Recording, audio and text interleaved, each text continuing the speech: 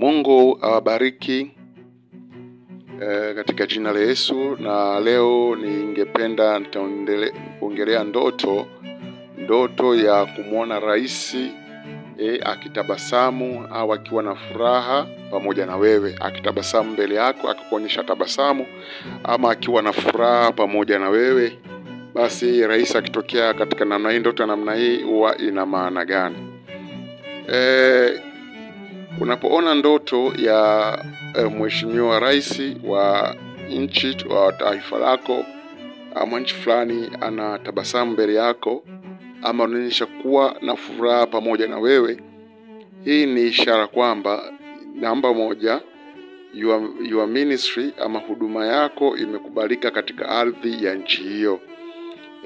Your ministry, huduma yako imekubalika katika ardhi ya nchi hiyo ambayo rais wake umemuona. Aidha ni taifa lako katika nchi yako ama ni katika nchi ya kigeni, manake huduma unayoifanya Mungu ameikubali. Na ninaposema huduma, asije kadhania tu huduma tu ya kidini ama ya kichungaji ama ya nini. Huduma ni chochote ambacho unakifanya kama shughuli ni huduma. Mfano huduma ya utoaji, kuwasaidia maskini, ama huduma mwingine anafanya kazi sekta ya afya, wizara ya afya, wewe mwingine ni mtumishi kanisani, mwingine ni daktari, mwingine ni mwalimu, kwamba kile ambacho unakifanya katika huduma yako kimekubalika katika ardhi ya nchi hiyo. Pia ni ishara nyingine kwamba kazi unaifanya katika nchi hiyo ni kubwa, ni kubwa na inabadilisha maisha ya watu wengi. Na ama itabadilisha, ama kazi ambayo utakwenda kuifanya ni kubwa. Aidha kama bado hiyo huduma hujaianza, lakini unatarajia kwenda kuianza, maana yake huduma hiyo itabadilisha maisha ya watu wengi. It will be great that hiyo huduma ambayo utaifanya katika ardhi katika nchi hiyo. Pia ni kuonyesha pia kazi yako kwamba inakubalika na Mungu.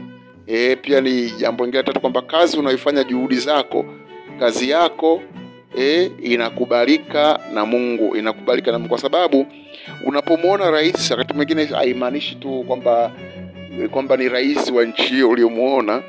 Wakati mwingine kumuona rais inamaanisha Roho Mtakatifu amechukua image ama sura ya rais, lakini Roho Mtakatifu amevaa sura ya rais. Lakini